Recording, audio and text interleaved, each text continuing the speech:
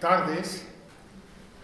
Iniciamos la segunda mesa, Alimentación en México y en el Mundo, en donde Casio Luiselli, que es egresado de la Facultad de Economía y Estudios de Doctorado y título de doctorado de las universidades Wisconsin-Madison y la de Sudáfrica, y que actualmente funge como director del Departamento de Estudios Internacionales del TEC de Monterrey, campus en Ciudad de México, va a hablar sobre alimentación en México y en el mundo.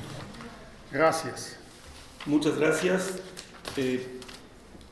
Yo voy a hablar un poquito más de México, porque sé que Margarita va a hablar mucho más del marco internacional. Algunos de ustedes, y quiero pedirles disculpas, ya escucharon en buena medida esta charla, es una repetición, pero le he agregado, y sobre todo le he agregado mucho por los aportes de ustedes. Esto es un libro en construcción, entonces tiene un poco el formato, la idea de un libro en construcción. Voy a empezar por tratar de simplemente dejar una pequeña provocación respecto a la interesantísima sesión anterior, diciendo que el tema alimentario está vinculado al energético. Hay un acoplamiento muy peligroso entre los biocombustibles, los precios del petróleo y la oferta agrícola. Entonces, sería muy interesante, si de aquí se piensa hacer una publicación, poder sentarnos y hacer más nítido ese acercamiento, porque existe desde luego. Y quiero también decir, sin invadir los terrenos de Margarita, pero pensando en la agricultura, que aún si creciese, según Piketty, al 1% las economías, la demanda por alimentos va a crecer, porque la gente sigue naciendo y muy rápido. Tiene muchas implicaciones eso. No es baladí que China esté haciendo lo que se llama land grabbing en África, se está asegurando seguridad alimentaria a largo plazo. Entonces también la parte internacional entra muy nítidamente con este análisis. Pero yo quiero sobre todo hablarles de México.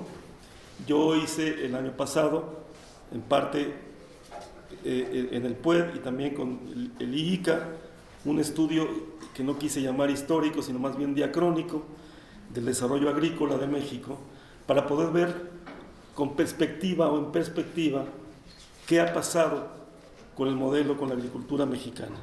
Sin pretender hacer una historia, sí, como economista, tratar de ver los grandes momentos de la agricultura mexicana. Brevemente voy a decir que hay ciertas cosas que llaman poderosamente la atención. Primero, insistir y volver a insistir que la huella enorme del México prehispánico no se ha diluido del todo, y es muy importante lo que sucedió aquí antes del virreinato.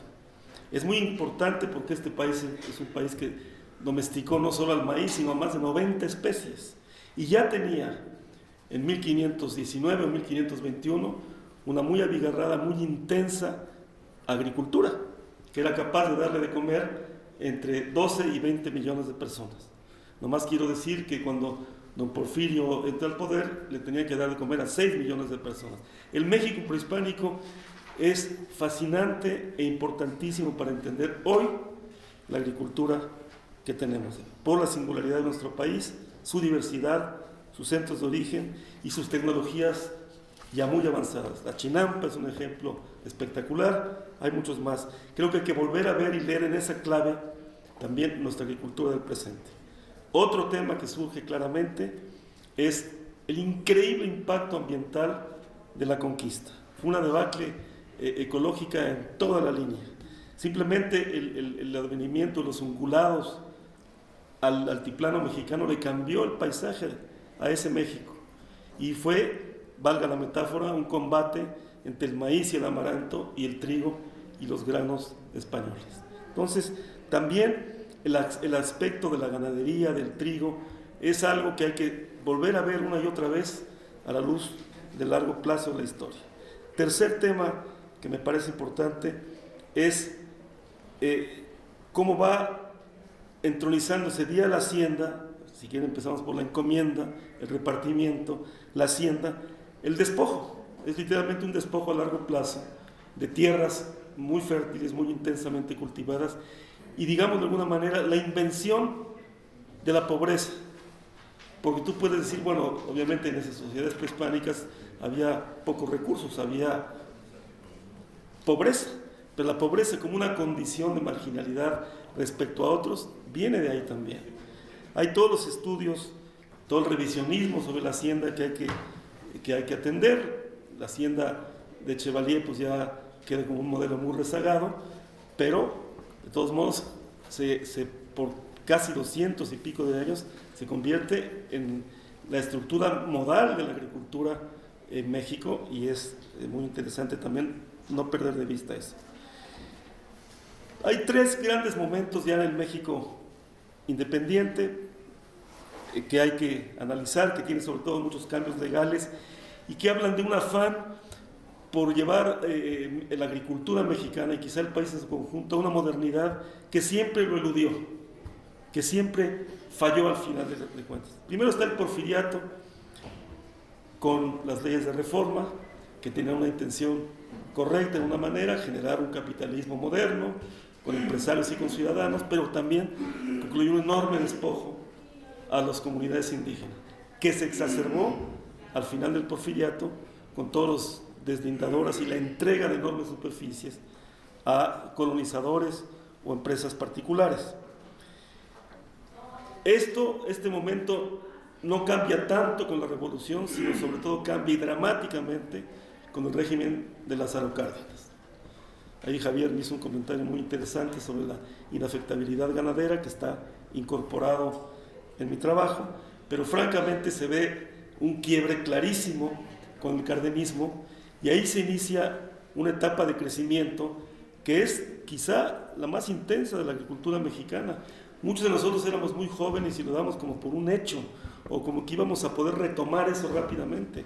En realidad se fue ese momento y no volvió una época de crecimiento sostenido del sector agrícola ya desde entonces.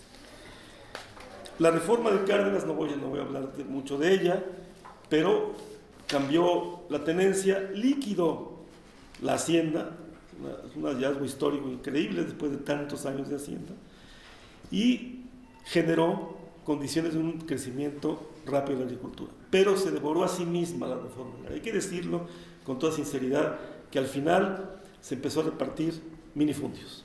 Y algo peor que minifundios, promesas, los famosos derechos a salvo. Yo recuerdo, con pena ahora, de haber acompañado a presidentes a entregar promesas.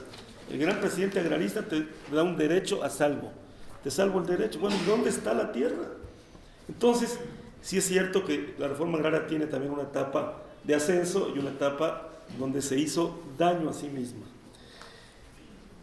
Un tercer momento es desde luego con Salinas, porque con Salinas pasan dos cosas importantes: se cambia por fin la tenencia de la tierra, se acaba el reparto agrario. Esto tiene algo de positivo, porque ya no puede seguir vendiendo esperanzas ni dando minifundios, pero también se cancela una vía de acceso a la tierra. Y también está el Telecán, que el Telecán transforma dramáticamente la capacidad del Estado de regir la propia agricultura. Y se va generando un México hortofrutícola, exportador, exitoso en algunos renglones, pero se pierde la ventaja en zonas de granos muy pobladas del país. Entonces ahí sí hay un cambio muy importante en las reformas de Salinas.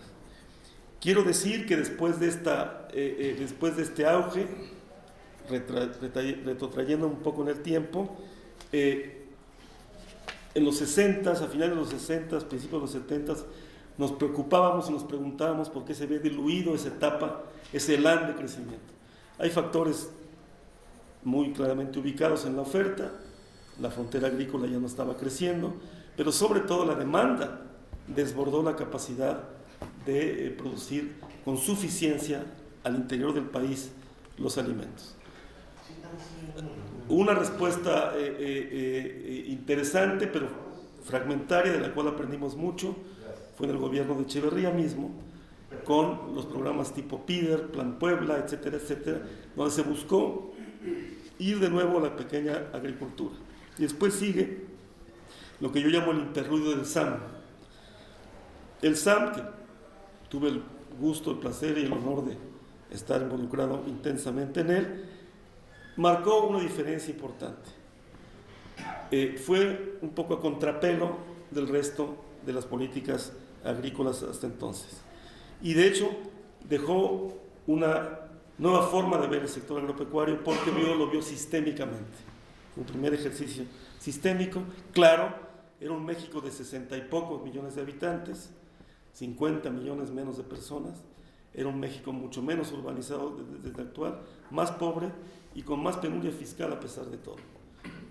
¿Qué sí salió bien con el SAM? ¿Qué lecciones sí se pueden extraer del SAM? A mí me costó mucho verlo desposeído de emoción y me tardé muchos años en poderlo ver de otra manera. Lo que sí estuvo muy bien fue verlo sistémicamente, ver la oferta y la demanda, ver todo el espectro del consumo y la producción. Era una estrategia de producción-consumo, por primera vez. No era nada más aumenta la producción, olvídate, sino verlo sistémicamente. Eso estuvo bien. Otra cosa que estuvo bien es focalizarse en los campesinos pobres. Aprendimos mucho del Plan Puebla, aprendimos mucho del PIDER, y la focalización estuvo sobre todo ahí, luego muy criticada por ser universal y porque aparentemente esa búsqueda de la autosuficiencia era muy ineficiente.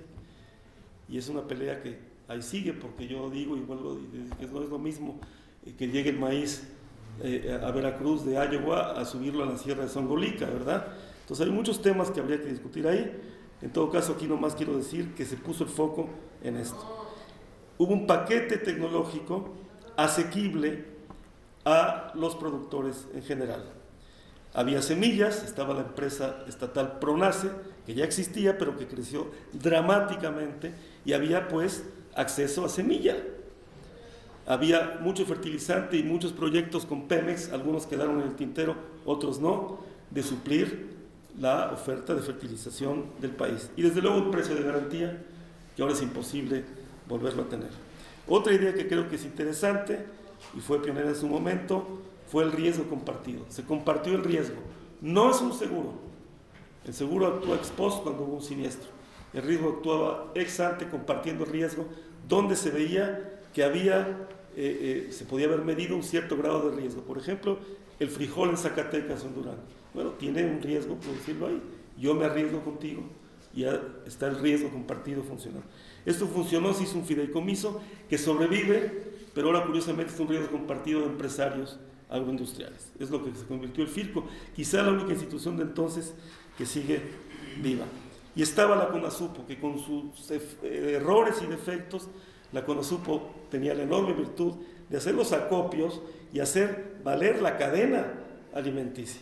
Yo creo que, me atrevo aquí a hacer una opinión, CONASUPO quizá tuvo excesos, quizá era demasiado grande, etcétera, etcétera, pero era indispensable. Y ahí está Diconsa, y ahora está un enorme reclamo en que crezca Diconsa, y Diconsa y Liconsa vuelvan a ser dos instrumentos del Estado en la lucha contra la inseguridad alimentaria. Esos elementos fueron correctos, merecen analizarse bien, hay cosas, no todas, que se pueden replantear, y eso fue para mí lo que valió del SAM. ¿Qué no estuvo bien o qué es a hoy por hoy descartable? Primero, fue un ejercicio que se pudo hacer porque venía directo de Los Pinos hacia abajo. Ahí tuvo la virtud de que se pudo hacer y tuvo el defecto de que cuando acabó el gobierno se acabó la estrategia. Esto, el presidente pudo imponer un programa y no edulcorarlo en discusiones eternas de comités y subcomités, etcétera, etcétera. Es un problema, pero también tenía una ventaja. Otra cosa muy difícil de hacer con los mapas y las estadísticas de fines de los años 70 era focalizar la población objetivo con mucho detalle. Ahí tuvimos muchas críticas, algunas muy legítimas, de que bueno, el subsidio tan general fue capturado en buena parte por productores también grandes y no solo por los pequeños. Lo que sí hay que decir y hay que discutir que tampoco ahora se ha resuelto el problema de la focalización y la captura de estímulos del Estado a productores. Al contrario, si uno ve lo que pasa hoy, sobre todo los subsidios a comercialización, son inmensos, en parte porque no hay CONASUPO. Mueve la enorme cosecha sinaloense de maíz blanco al país y ahí tienes una respuesta. Hay subsidios gigantescos ahí. Muchas veces se prefiere traer maíz de Estados Unidos y meterlo por algún puerto del sur que bajarlo desde Sinaloa. Ahí hay que hablar mucho estos temas y es una lección que habría que escuchar. Después, y aquí con algunos de ustedes dimos la pelea juntos, aquí con Carlos particularmente, la apropiación de la burocracia del programa. La burocracia tiende a apropiarse y a desviar el programa, y un pequeño grupo de gentes en una oficina presidencial pues tienen limitadas capacidades de ejercer mando, distribuir el mando por todo el país. Ese es otro problema de un programa que surgió de esa manera. No pudimos o no se pudo entender cabalmente el marco macroeconómico. Había un sesgo urbano que no se corregía desde luego, el tipo de cambio era brutalmente desfavorable y estamos viviendo una etapa de inflación. Eso no es un problema del programa en sí, es un problema del marco macro en el cual se movía y dificultaba muchísimo las cosas. Termina el SAM y resume, por eso lo llamo un interludio, termina el SAM y regresa a la crisis alimenticia. Salinas, el presidente de la Madrid, abre la economía, entramos al GATT y empieza lentamente el desmantelamiento de algunos programas, algunas instituciones, no plenamente, no CONASUPO plenamente. Fue en el siguiente gobierno donde con mucho ímpetu se cambia dramáticamente el modelo, se desregulariza el sector, se termina con la CONASUPO, aunque duró un poquito más por razones más bien prácticas, administrativas, pero se acaba la CONASUPO, se extingue el PRONACE y se extingue Fertimex, que con todos sus efectos eran piezas centrales en una estrategia realmente mexicana de producir alimentos. Entra el TLC y entra un poco a gobernar. No olviden que el Procampo es un mecanismo de compensación por el TLC. Ahora se convirtió en una especie de subsidio generalizado que ha venido diluyendo también su impacto, pero nace a la luz del TLC, con lo bueno y lo malo que puede tener el Procampo. Y sale acerca, que es una especie de CONASUPO en la sombra, con muchos actores, y que tiene algunos aciertos modernos, pero tiene también muchas dificultades y mucha apropiación de políticas públicas por parte de entes privados. Se modifica el artículo 27, ya comenté eso, ya no voy a comentarlo más, pero fue junto a la desregulación, la modificación del 27 fue un cambio dramático. Yo creo que ese cambio, el cambio de la época de Salinas, tiene